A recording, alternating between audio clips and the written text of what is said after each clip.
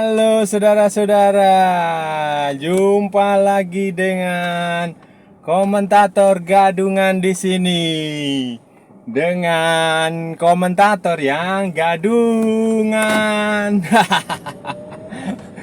Seperti biasa saudara-saudara, kalau kita sudah berjumpa, pasti akan ada yang kita bicarakan.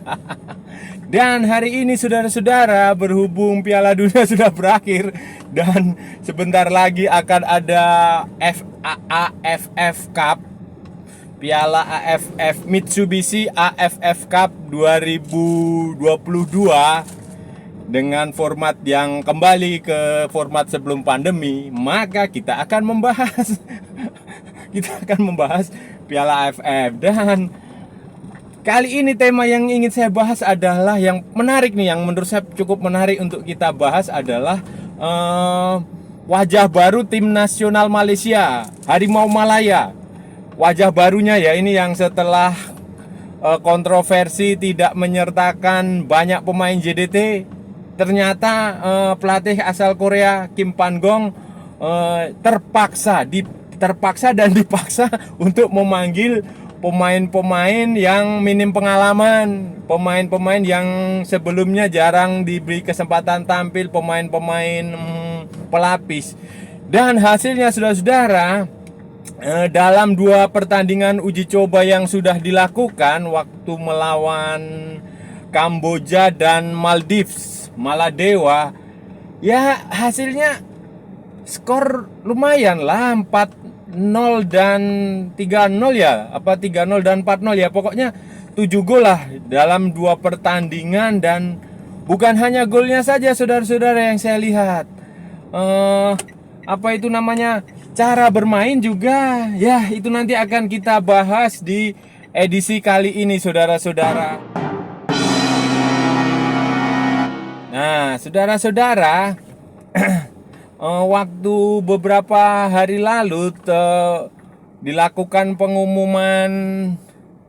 pengumuman skuad timnas Malaysia untuk Piala AFF.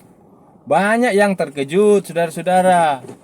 Bukan hanya orang-orang Malaysia, tapi pengamat-pengamat, pers, media di Indonesia juga banyak yang terkejut. Salah satunya komentator gadungan ini, saudara.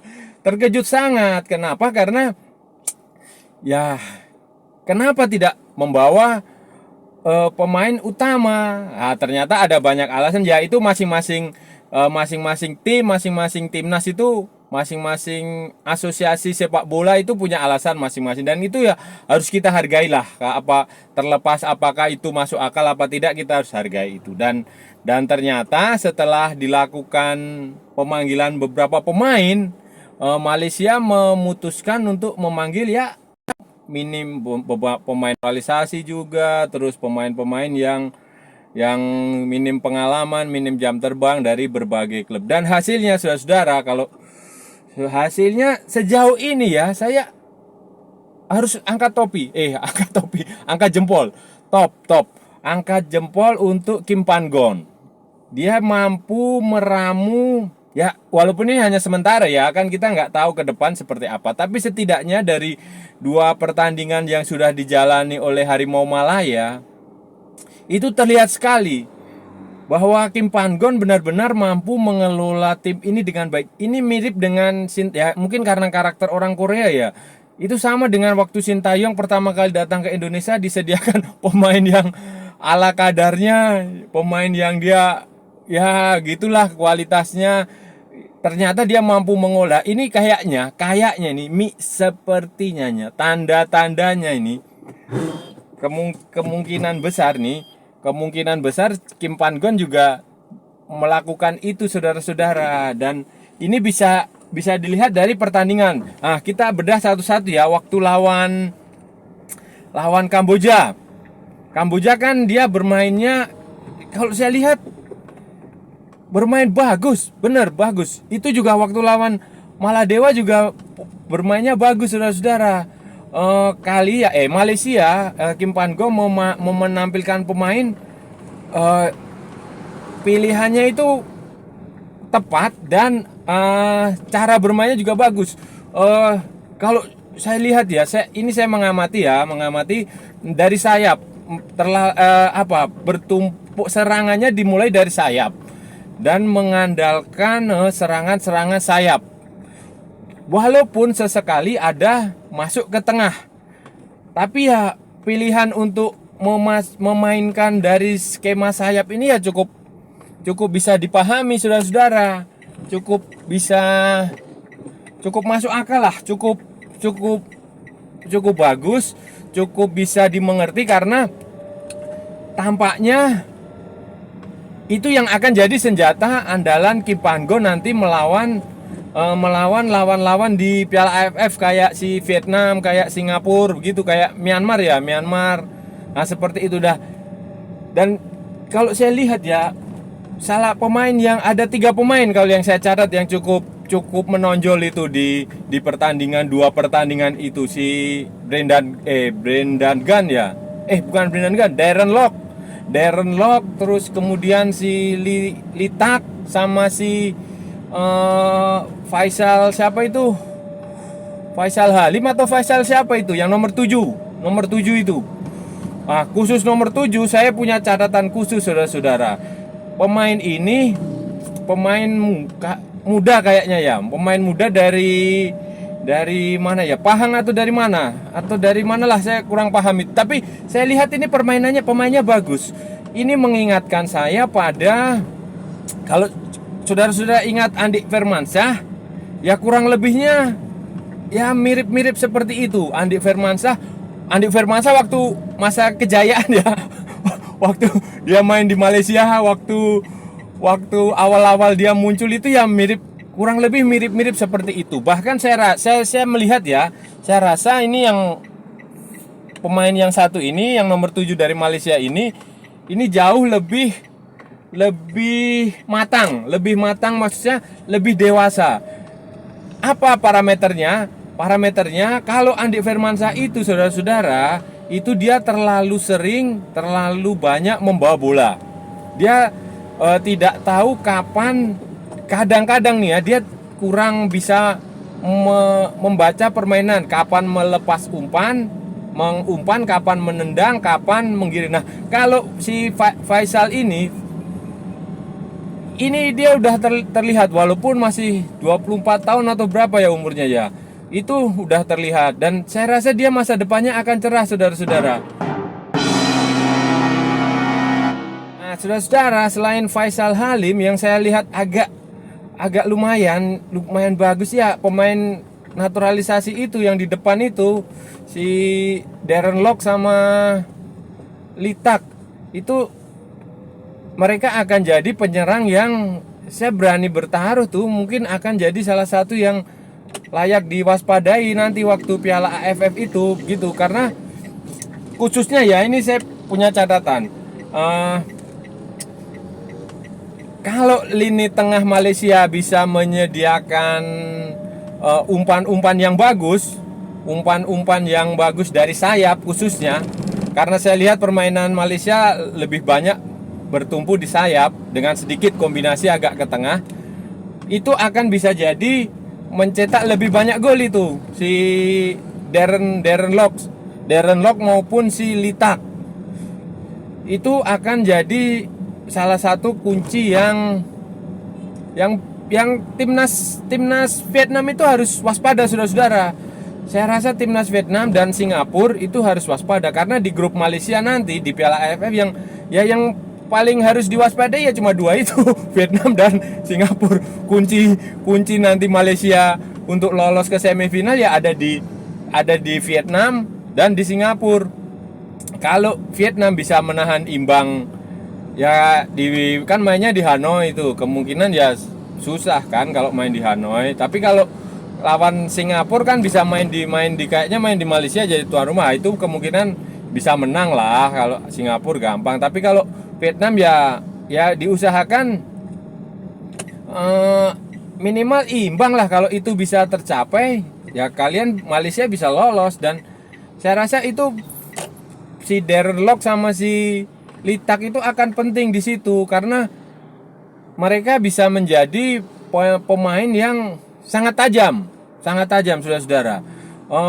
Mungkin akan seperti Safi Sali dulu waktu di era kejayaannya itu, dan itu ya itu angkat topi lah itu, walaupun mereka termasuk bukan langganan bukan bukan bukan langganan timnas, masuk timnas karena pemain-pemain utamanya nggak boleh main, nggak diizinkan main, ya itu sebuah satu apa ya, kalau ya regenerasi sih enggak, karena usia mereka juga bukan di bawah 20. Satu kalau bahasa di Indonesia itu ban serep tuh apa ya, pokoknya ban serep ya, apa ya, bukan ya, pokoknya ban serep lah itu.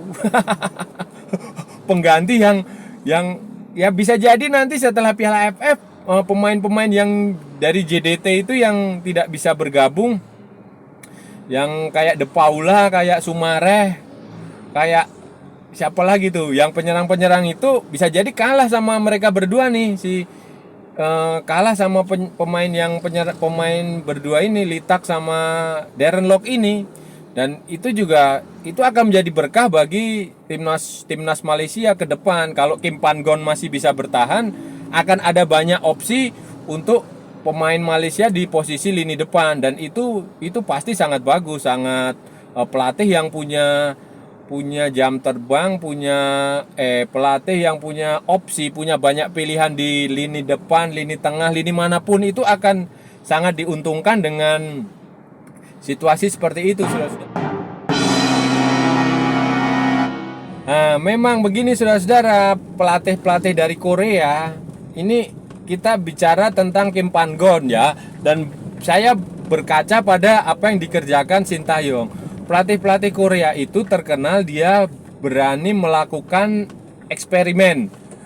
Mereka walaupun mereka tidak bisa menggunakan pemain utama, mereka disuruh mencari pemain sendiri, tidak disediakan pemain terbaik, tapi mereka selalu bisa meramu pemain yang nanti bisa jadi hasilnya bagus. Ini sudah terbukti waktu Shin Tae-yong pertama kali datang ke Indonesia, waktu yang Piala AFF 2020 yang mundur itu kan kasusnya begini, Indonesia itu tidak bisa menggunakan pemain utama karena kompetisi itu, Liga Indonesia itu berjalan dan klub tidak mau melepas pemain. Jadi solusinya adalah setiap klub hanya wajib menyerahkan 2 pemain. Nah, ini, dan itu Shin Tae-yong terbukti bisa melakukan itu. Dia memanggil pemain-pemain, khususnya pemain-pemain muda ya. Kalau kasus Shin Tae-yong di Piala AFF 2020 itu, dia memanggil pemain muda yang sebenarnya pemain-pemain itu akan dipersiapkan untuk Piala Dunia U20 tahun 2021 yang kemudian batal karena pandemi dan berubah menjadi 2020. Dan hasilnya Anda lihat kan, Indonesia kembali ke final, dikalahkan Thailand, terus setelah mengalahkan Malaysia, setelah mengalahkan Singapura, dan permainannya juga bagus, banyak pemain-pemain muda berkembang dengan sangat bagus. Itu adalah bukti bahwa kualitas pelatih Korea itu seperti itu. Park Hang-seo di Vietnam juga sama, dia melatih, mengambil pemain-pemain yang dari muda-muda, sama dia dibina sejak tim U23, tim juniornya dibina naik ke senior. Kemudian ya kasusnya juga sama itu, Park Hang-seo dengan kasusnya Park Hang-seo di Vietnam, dengan Kim Pan-gon di Malaysia, dengan Shin Tae-yong di Indonesia itu sama. Klub-klub di Liga Vietnam juga keberatan menyerahkan pemain untuk ya alasannya juga sama, bukan agenda FIFA itu tadi, tapi pada akhirnya beliau ini bisa meramu tim, meracik tim menjadi sesuatu yang kompetitif. Dan itu memang kelebihan dari pelatih Korea, dan itu memang ya habit apa ya memang kayaknya udah DNA-nya seperti itu. Mereka pintar untuk membuat pemain, mengcreate pemain untuk dari yang ala kadarnya menjadi sesuatu, dari yang tidak berguna menjadi berguna dan Dan itu bagus sekali saudara-saudara, dan salutlah untuk Kim Pan-gon itu. Salut. Saudara-saudara, lalu bagaimana dengan pesaing-pesaing Malaysia lain di grup grup B ya, pokoknya di grup itu. Kalau saudara-saudara melihat Vietnam itu dia melakukan uji coba dengan Borussia Dortmund dan hasilnya menang 2-1. Setelah itu dia uji coba dengan Filipina. Mereka menang lagi 1-0. Filipina kan pemain naturalisasi semua. Terus Singapura itu dia melakukan uji coba dengan Maldives. Menang juga 3-1 atau berapalah itu. Jadi saya tetap berkeyakinan dan berpendapat sebagai pengamat sepak bola, sebagai komentator gadungan, saya merasa Malaysia ini dia harus bisa mencuri poin dari Vietnam. Minimal imbang. Kalau Anda bisa dapat poin di kandang Vietnam imbang, kalau menang saya rasa agak berat saudara-saudara, karena bukan apa-apa ya, bukan saya meremehkan, tapi memang levelnya Vietnam ini sudah beda. Mereka sudah ya, walaupun di level Asia Vietnam jadi bulan-bulanan, setidaknya untuk kategori Asia Tenggara Vietnam sekarang yang terdepan lah. Itu harus kita akui. Nah, hasil imbang aja saya rasa juga. Nah, kemudian nanti poin penuh yang terakhir itu lawan Singapura yang saudara-saudara, dan saya rasa kalau saya melihat permainan melawan Kamboja, melawan Maladewa, melawan Maldives, saya optimis Malaysia bisa ngalahin Singapura dan bisa lolos ke semifinal, dan ya semoga ketemu Indonesia di babak berikutnya. Tapi begini saudara, oh iya saya lupa mau ngomong ini, ada satu catatan yang harus diperhatikan Kim Pan-gon sebelum tampil di Piala AFF, khususnya nanti saat lawan Vietnam dan Singapura. Apa itu? Adalah pemain di belakang pertahanan. Kalau sudah lihat, kalau saya amati ya di pertandingan melawan Kamboja dan Maladewa dan Maldives, lini belakang Malaysia itu tidak mendapatkan gangguan yang cukup berarti. Ya itu normal karena level Kamboja dan level Maldives, level Maladewa itu masih di bawah Malaysia. Itu normal. Jadi itu yang harus diperbaiki, diperbaiki dan menjadi perhatian serius, karena itu pertahanan itu penting, saudara-saudara. Karena tim manapun yang mencetak banyak gol, tapi kalau gawangnya kemasukan lebih banyak ya percuma kan. Ini yang harus diperhatikan oleh Kim Pan-gon, dan saya rasa dia sudah punya formula. Kalau saya melihat karakter orang-orang Korea ya, karakter pelatih Korea itu dia selalu detail melihat kelebihan dan kekurangan tim. Dia akan detail menilai calon lawannya itu akan seperti apa. Dan saya percaya Kim Pan-gon pasti akan mempertimbangkan banyak hal untuk membuat lini belakang lebih solid, khususnya saat lawan Vietnam dan lawan Singapura. Karena begini, kita tahu semua Singapura itu punya Fandi bersaudara itu Iksan apa Irfan yang di depan? Oh Iksan yang strikernya itu sangat cepat, sangat bagus. Vietnam juga sama, dia panggil pemain yang siapa itu yang main di Prancis, di Pau FC, di Ligue 2 itu Liga 2, Ligue 2. Nah itu pemain yang berbahaya, dan Vietnam juga punya banyak pemain yang cepat di sektor sayap maupun di sektor tengah, second striker, penyerangnya mereka bagus-bagus. Itu saya harus akui.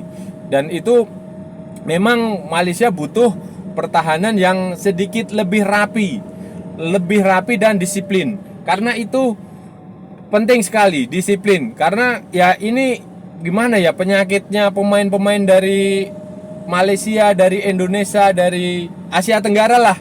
Pada umumnya Asia Tenggara itu penyakitnya itu ada di masalah kedisiplinan lini belakang itu yang kadang ya begitulah. Tapi saya percaya itu Kim Pan-gon bisa mengatasi itu, dan Saya yakin sih nanti Malaysia bisa tampil di semifinal. Mudah-mudahan ya, saya doakan ya saudara-saudara ya, sekawan-kawan saya di Malaysia, Indonesia dan Malaysia bertemu di final. Di final. Jangan hanya di semifinal nggak ada gunanya. Kalau di semifinal cuma bikin rusuh aja, bikin gaduh. Kalau di final itu akan menarik dan itu akan sangat bergengsi, sangat menarik lah, dan semoga nggak rusuh lah, jangan bikin gaduh lah. Itu udah, sepak bola itu hanya hiburan, pemersatu negara serumpun, pemersatu bangsa-bangsa di Asia Tenggara, udah itu aja. Dan itu akan jadi salah satu yang poin penting itu nanti.